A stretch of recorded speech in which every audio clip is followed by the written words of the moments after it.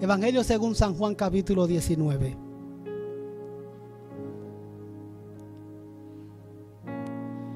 Acompáñenme al versículo 17 y 18.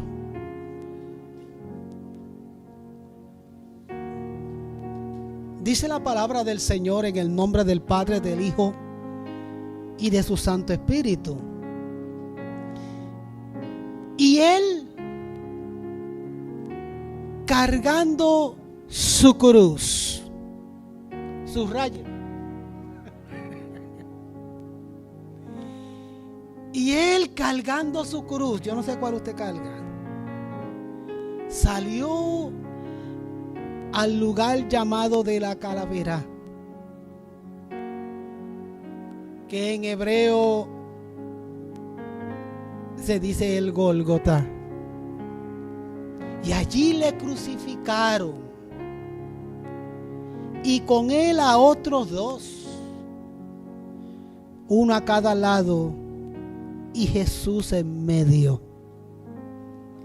Y en ese mismo capítulo, vaya de un brinquito al versículo 34, donde dice: pero uno de los soldados le abrió el costado con una lanza, y al instante salió sangre y agua. Diga conmigo: Dios, Señor, habla mi vida. Dígaselo. Señor, habla mi vida, habla mi corazón. Puede sentarse, mis amados. Quiero hablar bajo el tema: la lanza confirma y la cruz de perdón y redención.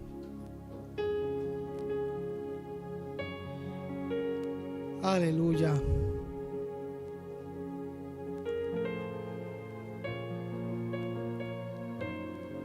Aleluya al Señor.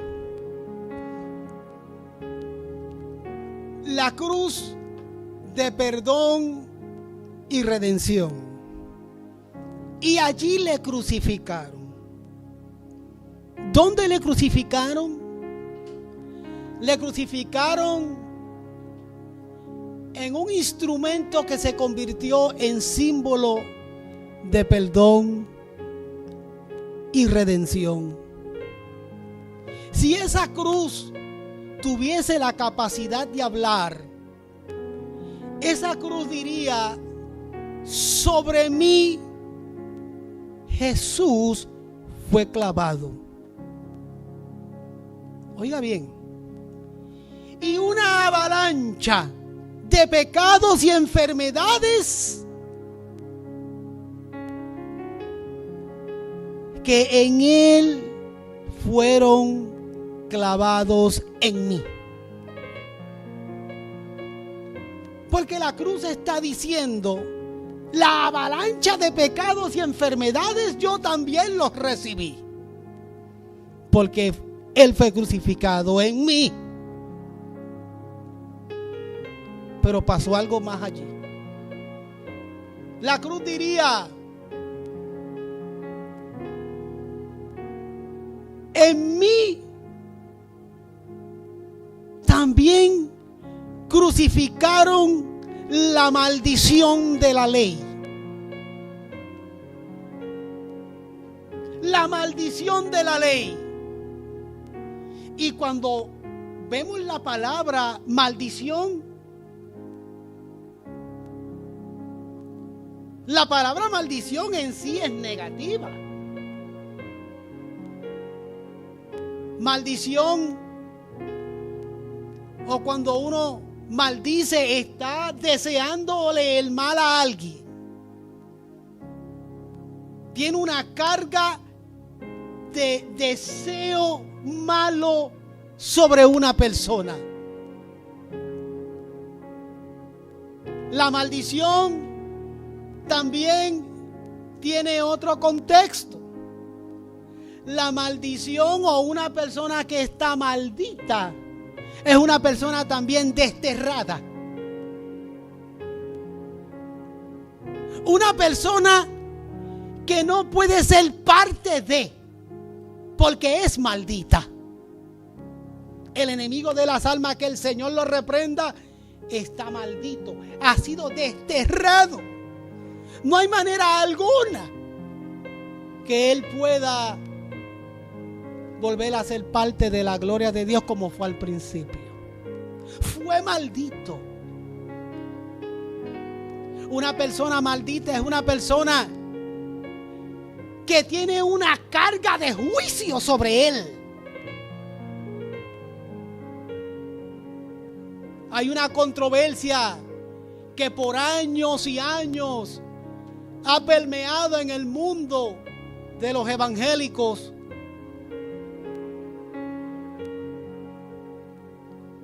Y de vez en cuando a mí me gusta tocar esos puntos y esos temas. Y me di a la tarea de tocarlo con el pastor Freddy, que es un conocedor de la Escritura también. Y Job, en un momento difícil en su vida, en un momento difícil en su vida, se acerca su mujer, su señora, su esposa, su ayuda idónea, quien lo ama, o por lo menos quien se supone que lo ame. Podrán mucha gente traer la controversia el hecho de que le dijo lo que le dijo por cuanto lo ama. Hemos dicho muchas veces, ver una persona postrada, sufriendo, muriéndose, es mejor que el Señor se lo lleve. ¿Cuántos han escuchado eso? ¿Cuántos de nosotros posiblemente, aún sin expresarlo o verbalizado, lo hemos deseado en nuestro corazón? De algún familiar, amigo o de alguien que conocemos. Para vivir así, mejor que se muera. Mejor que el Señor se lo lleve. Son expresiones que usamos. Y Job, en un momento muy difícil en su vida, y no quiero entrar a detallar todo el proceso por lo que Job vivió, porque no es la intención del sermón de hoy, pero sí el hecho de cómo su señora esposa, su ayuda idónea, y estoy usando esas palabras para que vean el cuadro hasta dónde lo quiero llevar, es quien pronuncia la palabra maldición. Maldice a tu Dios y muérete. Y aquí es que viene la controversia en el mundo evangélico, porque aquellos que no entienden la soberanía del Señor quieren arreglar lo que ellos entienden que en la Escritura no está bien. Y ahí es que viene la controversia, y otros vienen y dicen: no, eso no fue lo que quiso decir. La intención era en vez de maldición, bendice a tu Dios y muérete. ¿Cuántos han escuchado esa controversia? Todos las hemos escuchado. No, eso no fue lo que quiso decir. Bueno, cuando yo leo la Reina Valera del 60, que es la versión que más yo uso, dice: maldice a tu Dios y muérete. Así de claro. Y el próximo versículo, el mismo Job le responde y le dice: mujer fatua, mujer necia,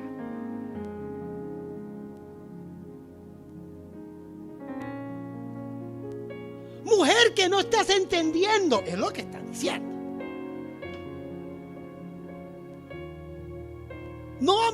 Solamente vamos a recibir del Señor el bien, y cuando vengan momentos difíciles no los vamos a aceptar con tranquilidad y con agradecimiento.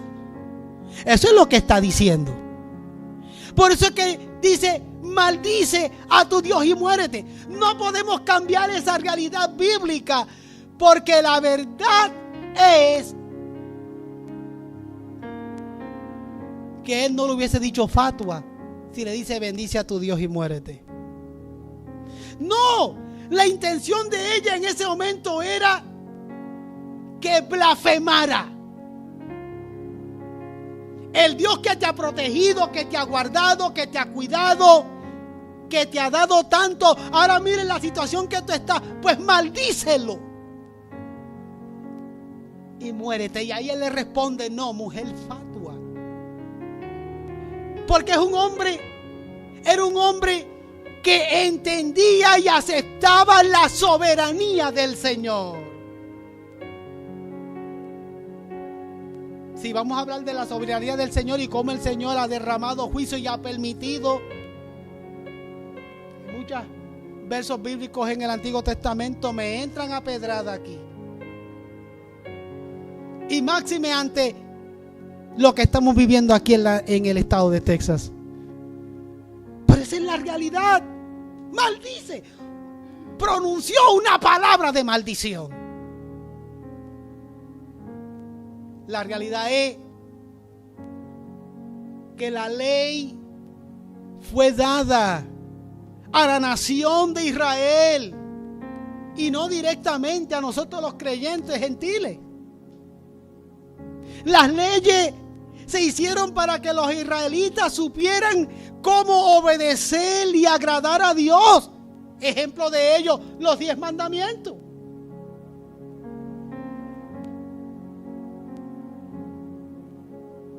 Y estos mandamientos y esta ley eran para mostrar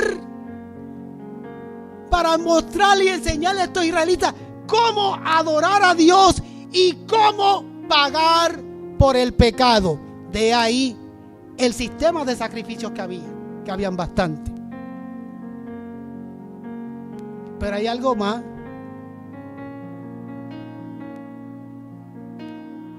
Cuando hablamos de maldición, estamos hablando también de frustración. Estamos hablando de impotencia. Cuando yo me criaba, recuerdo que cada vez que los muchachos jugaban en la cancha de baloncesto y tiraban al canasto, si no la encestaban, maldecían. Si jugaban canicas y no ganaban, maldecían. No gané. ¿Y cuánta gente de manera frustrante y con impotencia maldicen cuando algo no logran o cuando algo no pueden hacer? En la cruz fue llevada la maldición de la ley. Maldición, pastor, sí. Porque debe ser frustrante. Todavía hay creyentes, y voy a decirlo así, que dicen: yo no puedo. Usted conoce creyentes que se frustran porque no pueden vivir a la altura que Dios demanda en su palabra, porque dependen de su fuerza y no del Espíritu Santo y de la palabra del Señor. Y por eso maldicen. O sea que también maldición trae una carga de frustración y de impotencia en los seres humanos. Y son muchos los que maldicen ante la frustración y la impotencia de no poder lograr y de no poder hacer. ¿Quién podía cumplir la ley? ¿Quién podía cumplir la ley como estaba escrita? Solo Jesucristo. Bendita la gloria del Señor. Si no llega a ser por Jesucristo, bendito el nombre del Señor. ¿Quién podía cumplir la ley? Por eso la maldición de la ley fue llevada a la cruz del Calvario. Porque la ley decía: maldito el que muere en un madero. Y hoy en día, iglesia del Señor, son muchos los creyentes que de alguna manera se sienten así de malditos ante la impotencia y la frustración, porque no pueden vivir a la altura que el Señor demanda en su palabra. Si yo hablo con muchos creyentes, yo aconsejo a muchos creyentes, yo aconsejo a muchos amigos, y me dicen, pero es que yo no puedo. Yo trato de dejar esto y no puedo. Yo trato de dejar aquel otro vicio y no puedo. Yo trato de dejar esta mala costumbre y no puedo. Entonces están en esa constante de que es que lo intento y no puedo. Son muchos los enemigos, el diablo, el sistema del mundo y tu propia carne. Son muchos los enemigos que tenemos. Dependemos del Espíritu Santo y su palabra. Es que bendito es el nombre del Señor. No hay otra manera. Dependemos del Espíritu Santo y de su palabra. Y son muchos los que todavía hoy se sienten frustrados, se sienten malditos, y en lo profundo de su corazón maldicen, aun cuando no pueden servir al Señor como desean servir al Señor. Ay, pastor, pero ¿sabes qué?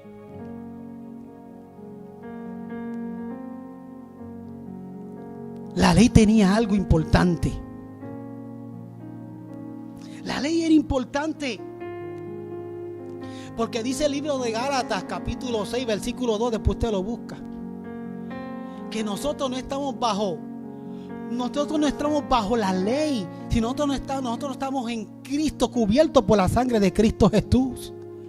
Estamos bajo el nuevo pacto del que habla el Evangelio según San Mateo capítulo 22 versículo 37, que dice: y amarás al Señor tu Dios con todo tu corazón, con toda tu alma y con toda tu mente.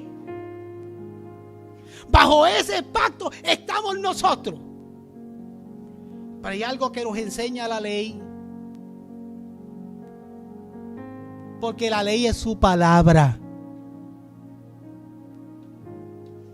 Según de Timoteo 3:16 dice: toda escritura es inspirada por Dios. Si toda escritura es inspirada por Dios y útil, quiere decir que la ley también. Bendita la gloria del Señor. Porque la ley tiene algo importante. La ley nos muestra y nos revela con perfección la santidad de Dios. Las nuevas tendencias evangélicas de hoy en día, que se han ido alejando de la santidad de Dios, deberían dedicarse a leer el Antiguo Testamento. Bendito el nombre del Señor. Yo creo que las nuevas tendencias teológicas extrañas que están permeando en medio nuestro deberían dedicarse a leer el Antiguo Testamento, porque el Antiguo Testamento revela la santidad de Dios. Bendita la gloria del Señor. Lea el Antiguo Testamento y usted verá lo maravilloso que es la santidad de Dios y cómo el Señor demanda que le sirvamos. La santidad de Dios define el pecado y expone lo horrible de la naturaleza pecaminosa de la que habla Romanos 3:20. Eso lo expone y lo define el Antiguo Testamento. Pero Jesús, al asumir la maldición de la ley, Cristo le puso fin en la cruz del Calvario, instituyendo el nuevo pacto. No fin para que no miremos allá. No ese fin. Porque muchos piensan que como estamos bajo el nuevo pacto en Cristo, ya no es importante para nosotros el antiguo pacto. Pues no. Toda escritura es inspirada por Dios y es útil. Y dentro de su contexto aplica a nosotros, porque la santidad de Dios sigue siendo la santidad de Dios, y Dios desea que nosotros vivamos de acuerdo a la santidad que Él nos demanda. Nosotros no cumplimos con los ritos para pagar por nuestros pecados, porque ya Cristo lo hizo en la cruz del Calvario. Nosotros no caemos en exageraciones dogmáticas de qué comer, qué no comer, cómo vestirme y cómo no vestirme, porque nosotros no estamos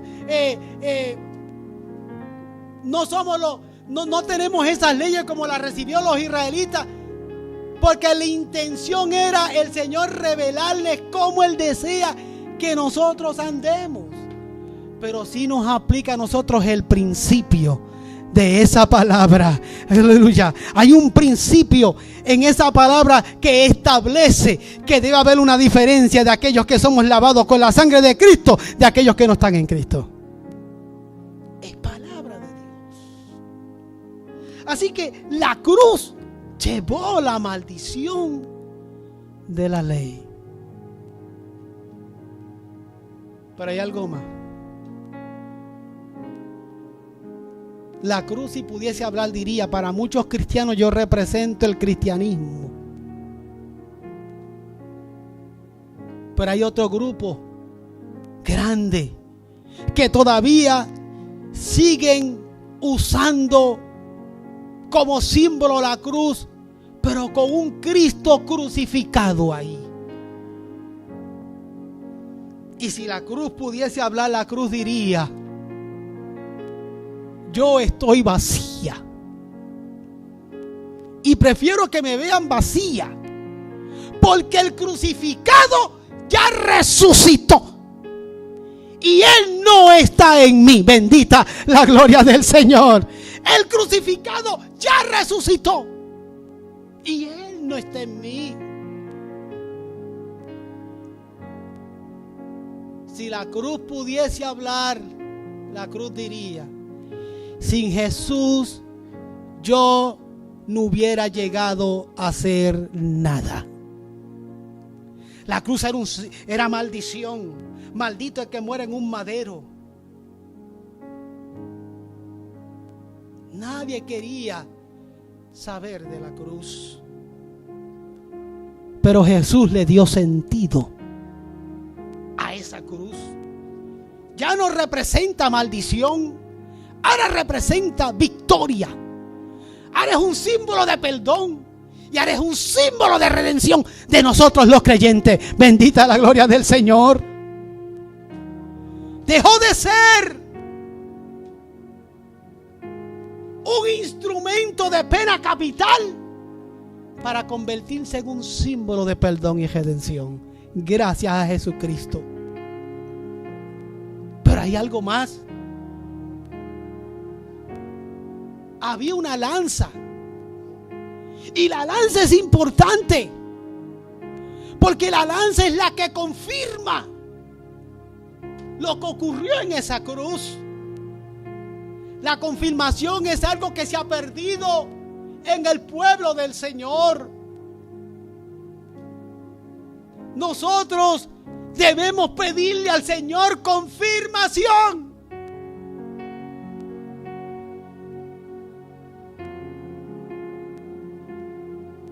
Cada vez que oramos al Señor, le pedimos al Señor y damos pasos. Pidámosle al Señor: Señor, confirma tu obra. Bendita la gloria del Señor. Pero uno de los soldados le abrió el costado con una lanza y al instante salió sangre y agua. ¿Por qué la lanza es importante y por qué confirma? Porque no fue el enemigo quien mató a Jesús. No fueron los soldados romanos los que mataron a Jesús. No fue el Sanedrín junto al imperio romano que mataron a Jesús. No. La lanza confirma y nos confirma que fue Jesús voluntariamente que entregó su vida. Bendita la gloria del Señor. Él voluntariamente entregó su vida. Si usted está aquí alabando al Señor y si usted tiene salvación y vida eterna, aleluya, es porque Jesucristo entregó su vida. Bendito el nombre del Señor. Entonces la lanza lo confirmó.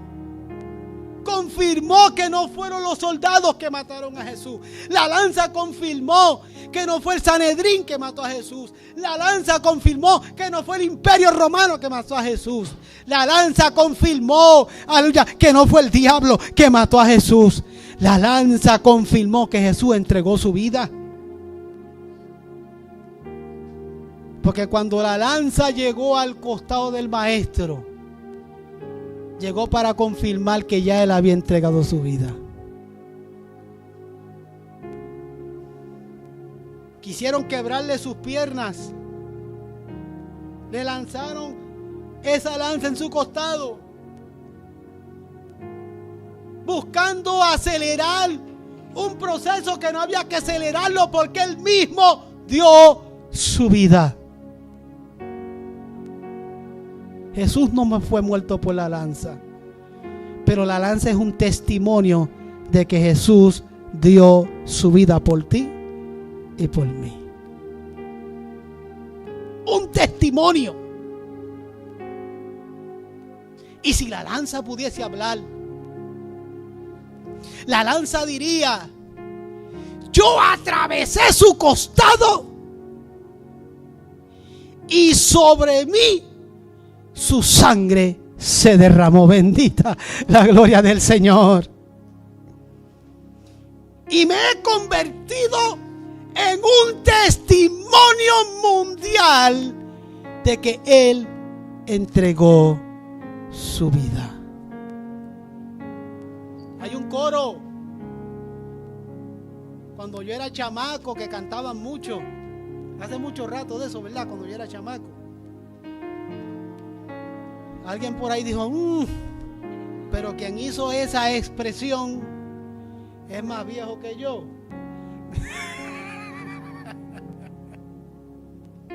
No. Un coro que decía, y se cantaba mucho: lánzate a la batalla, lánzate a predicar.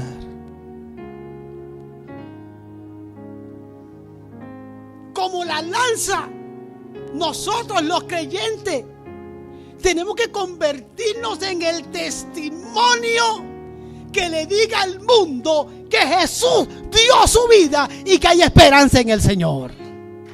Alabado sea el nombre del Señor. Tenemos que ser el testimonio vivo. La lanza no estaba ahí por accidente, estaba ahí en la cruz.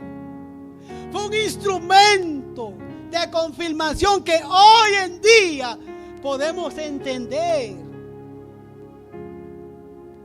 Y nos habla y nos dice a nosotros que es un testimonio. Si la lanza pudiese hablar, diría: y al salir de su costado, agua y sangre brotó del mismo.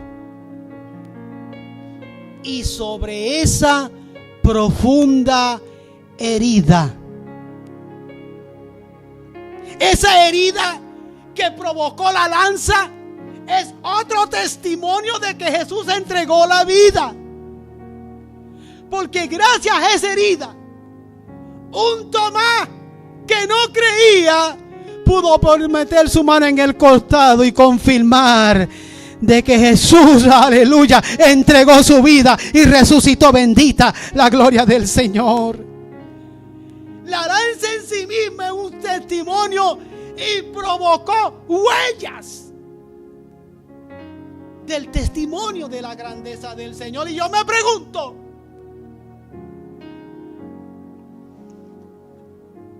¿qué huellas has dejado tú? Ay, pastor.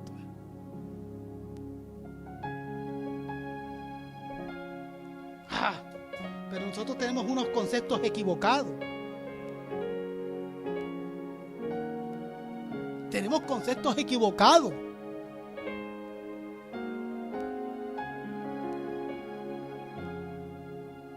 Si mi iglesia es grande y poderosa, dejé huellas.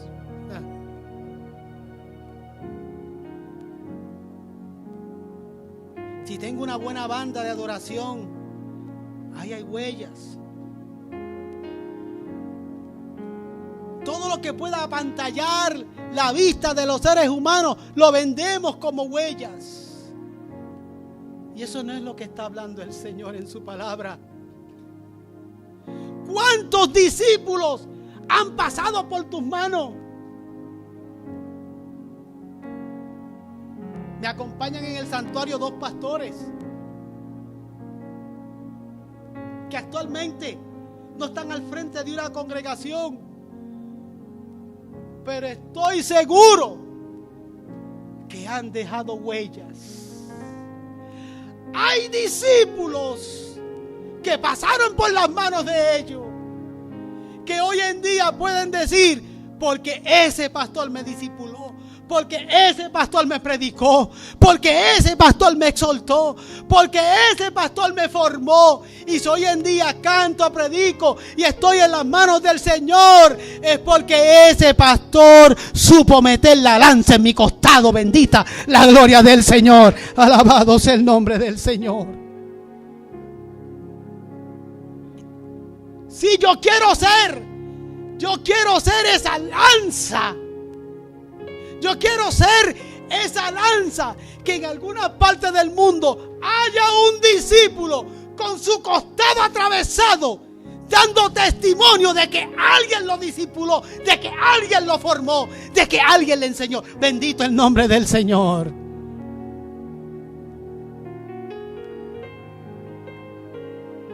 Esta mañana escuchaba a un joven predicar un mensaje hermoso. Y yo le daba gloria a Dios, porque a ese predicador yo lo discipulé. Bendito, y puedo dar 1000 testimonios más para la gloria de Dios. Pero lo que quiero es que entiendan lo que estoy diciendo. Habrá gente en el mundo, habrá gente en tu país, habrá gente en tu ciudad, habrá personas en tu familia que tengan una herida en el costado como consecuencia de tu evangelismo, de tu enseñanza, de tu testimonio. Habrán personas que tienen su costado abierto porque fuiste tú que lo provocaste. O tú no has marcado a nadie.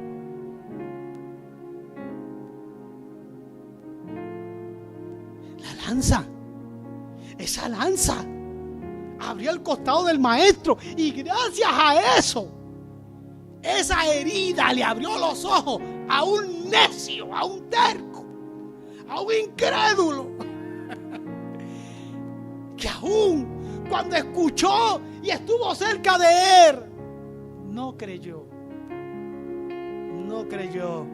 Eso lo pueden ver en Juan 20:27. Su porte y sus palabras desde la cruz fueron prueba de que Él era el Rey, decía la alabanza. Aleluya. Yo quiero concluir preguntándote: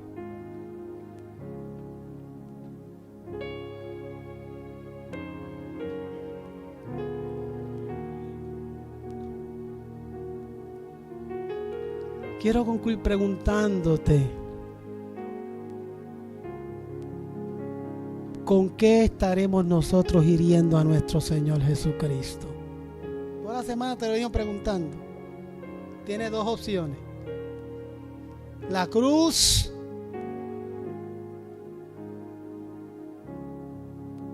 se convirtió en símbolo de perdón y redención, y sobre ella tan fue llevada la maldición de la ley. O sea, la frustración del que no se puede cumplir y el que no se puede vivir.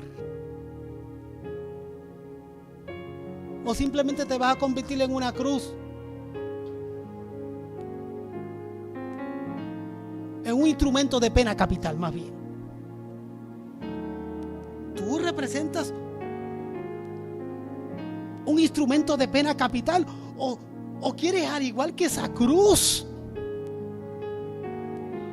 decirle a otros que en Cristo, bendito el nombre del Señor, que en Cristo nosotros somos salvos y más que vencedores. Ya se murió la frustración, la maldición de la frustración de que yo no puedo. En Cristo sí puede. La Biblia dice: con Cristo estoy juntamente crucificado y ya no vivo yo, mas Cristo vive en mí. Bendita la gloria del Señor. Y número 2, te quieres convertir en la lanza que hiera al maestro por hiriéndolo con un mal testimonio, pisoteando su sangre con un mal testimonio, o quieres convertirte en la lanza de testimonio que confirma que Él entregó su vida, y te quieres convertir en esa lanza que deja huellas en el corazón de alguien.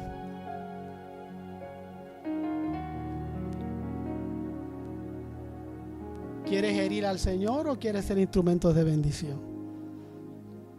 Yo quiero ser instrumento de bendición y yo sé que usted también. Póngase en pie, mis amados, y déjame orar por ti.